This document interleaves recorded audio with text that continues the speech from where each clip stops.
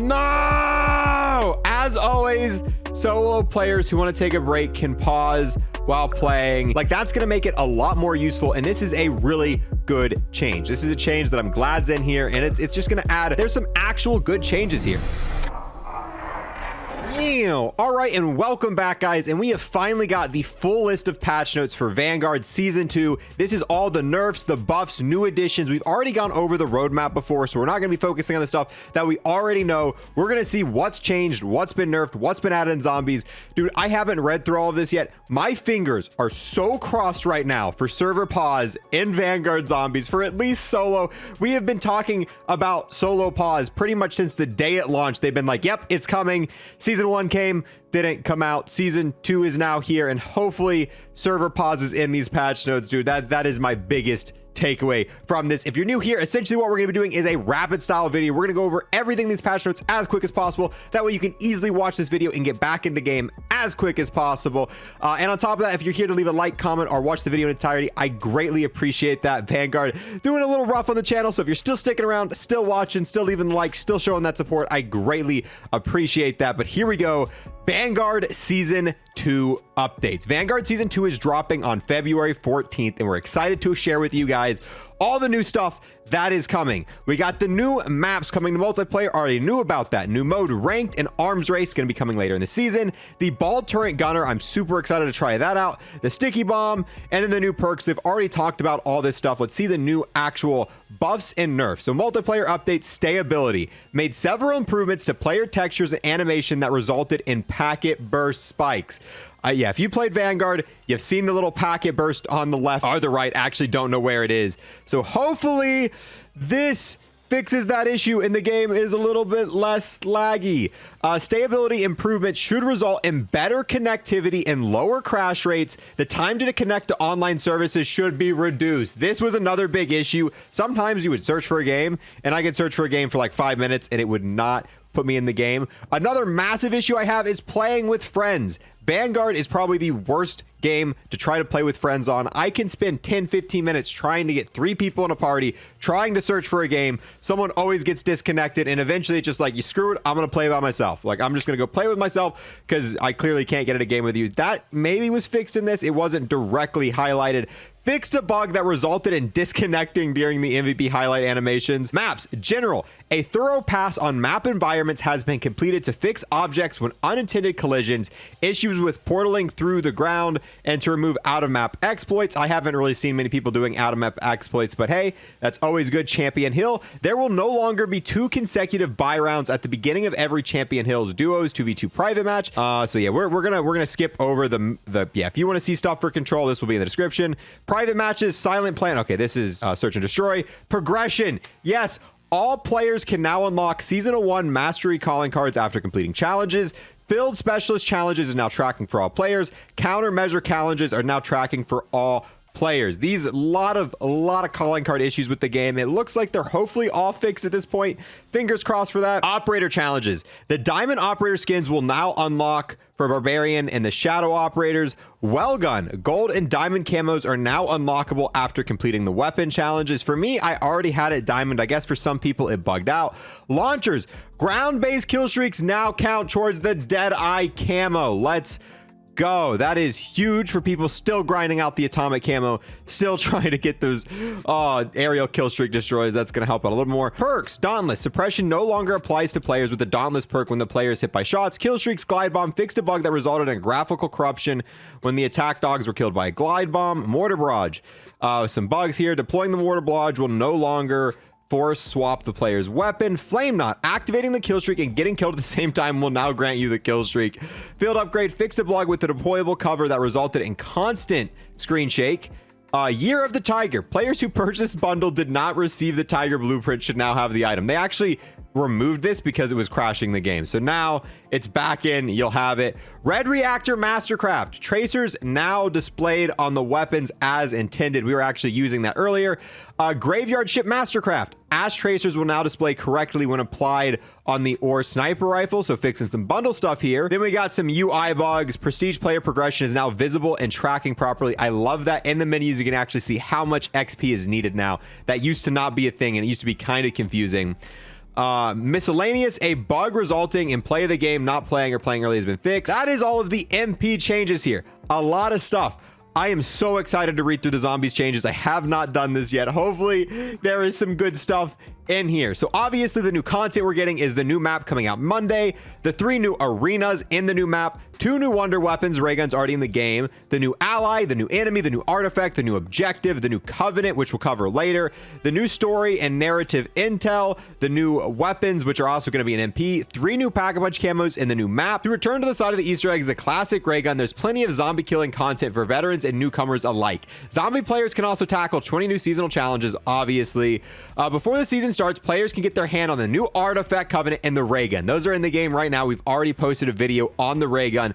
Definitely worth going a game and trying it out. And if you don't have it downloaded, we do have a full video kind of experiencing everything. We tested out anything you need to know about the Raygun.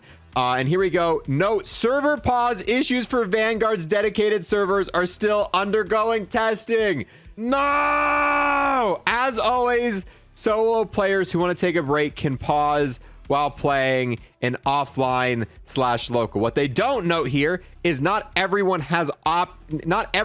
is allowed to play in offline/local. PC players don't have this option. They're like, okay, we know the server pause is taking forever, but guess what? There's a solution. Just play offline/local. And then it's like, oh, well, that's not available for everyone. Not every version of the game has offline and local. So what Treyarch, what do we do if we're a PC player? We've been waiting for 3 months for the server pause and we play on PC. What do we do? Is there a solution for that one? So yeah, the server, dude, I'm not gonna lie. I would take a server pause over every single piece of content we have received so far. If we could just go back to the base form of the game and be able to solo pause, that would be such a massive improvement over the current state of the game. Just give me the base game, let me pause, and we can start adding content later. Like at this point, like we bring it up in every video, but like this to me is a massive part of zombies. Like as someone who likes to play long games of zombies that go on for 2 or 3 hours, like dude, I'm always drinking coffee, I'm drinking water. Like I can't go more than a couple hours without using the bathroom, which means you can only play Vanguard Zombies for a very short period of time. And it's like, all right, well now we got to end the game. We got to go to the bathroom. And it's just like, this to me is something that should have been an emergency hotfix. The game should not have been more than a couple of hours after launch. The game came out, it should have been an emergency hotfix fixed 4 or 5 hours after launch. There's really just no excuse for it to be 3 months in. I mean, that's all I gotta say. We're not complaining. This is just, I mean, I don't think there's any excuse for this, and it's just, we're gonna bring it up every time because they keep saying it's coming. But here we are, season 2. No, I mean, if dedicated servers are the issues, let's get rid of the dedicated servers. Dedicated servers are nowhere near as important as being able to pause. I would rather be able to pause and never have dedicated servers than having dedicated servers and having a couple hours where I was not able to pause. Like that would have been such a better solution. But moving on to the actual changes. God dang it, dude, the pause isn't coming. Okay.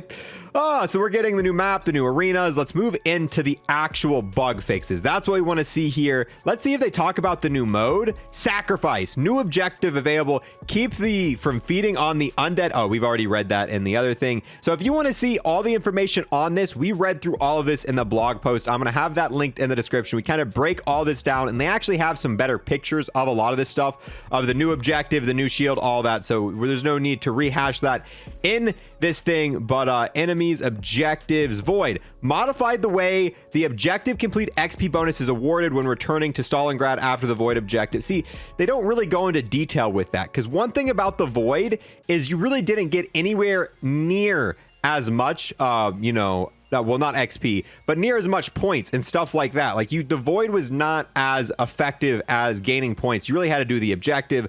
Closed exploits related in the Sin Eater and Durafang. Do they have any other changes up here that we missed? Nope. Talking about the shield, talking about the wonder weapon, the new intel.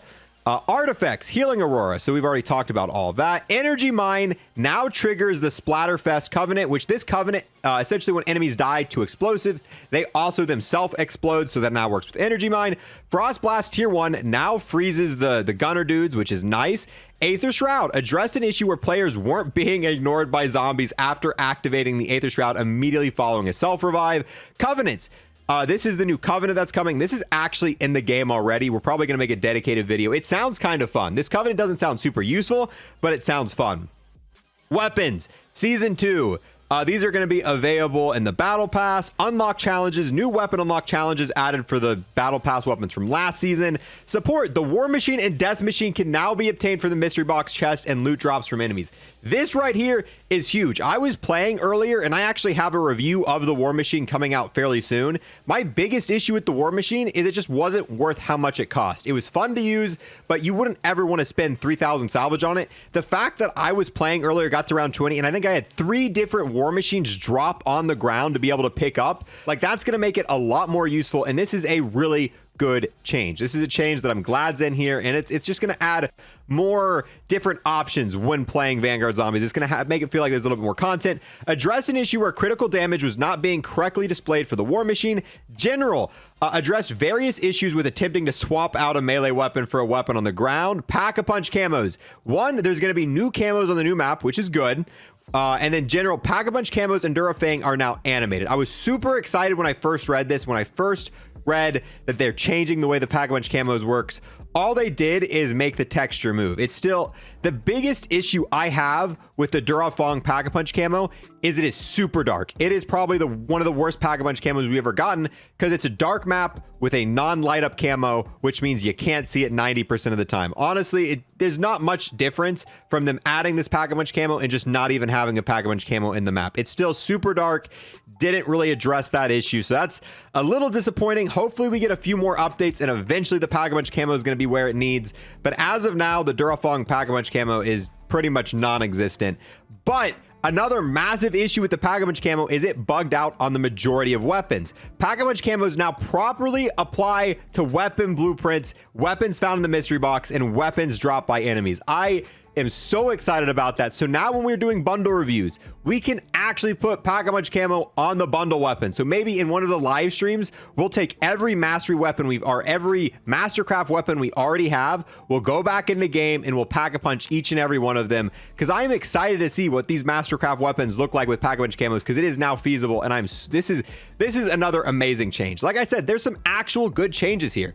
Challenges, seasonal challenges. Of course, there's gonna be new seasonal challenges. Address an issue where season 1 mastery calling card was not displayed correctly. General, address an issue where launchers and combat record were not correctly contributing to certain challenges, and then fixed various stability issues. So out of everything here, the only thing that changed that isn't new content that's actually good is one, Pack-a-punch camos now work on blueprints, which is massive. We got a few smaller bug fixes, but the only other thing that's really notable is the War Machine and Death Machine can now be obtained from the mystery box and loot drop from enemies. 2 massive changes. Everything else is new content stuff, which we've already covered. And obviously the new content stuff is cool, but I'm just talking about the bugs and glitches that have been fixed with that. With that, boys, we're going to go ahead and wrap this one up. This was a fairly long rapid fire video just because this is some of the biggest patch notes we've ever got for Vanguard. Usually when we get patch notes for Vanguard, they're like this big with 2 lines. This was a lot of changes, and I'm glad we were able to read through, break it all down.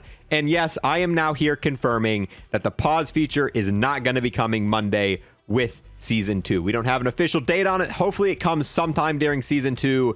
But yeah, that's going to be that. Let me know your opinions on that, and we're going to wrap this one up. Thank you guys so much for watching, and I'll see you guys next time. Oh, hey there. Thank you for watching the entire video. I've got to take this last moment here to give a huge thanks to everyone who became a Twitch sub or a YouTube member, and an extra special thanks to those who have taken above and beyond and became an Unlock Plus Plus member on YouTube. We've got the 2x Trader Purple. We've got the most OP Gobblegum ever, Round Robin. We have the hero Arrow Pharaoh, and then we've got the absolute legend Peyton Perkins. Once again, got to get a huge thanks to all of them for becoming Unlock Plus Plus members here on YouTube.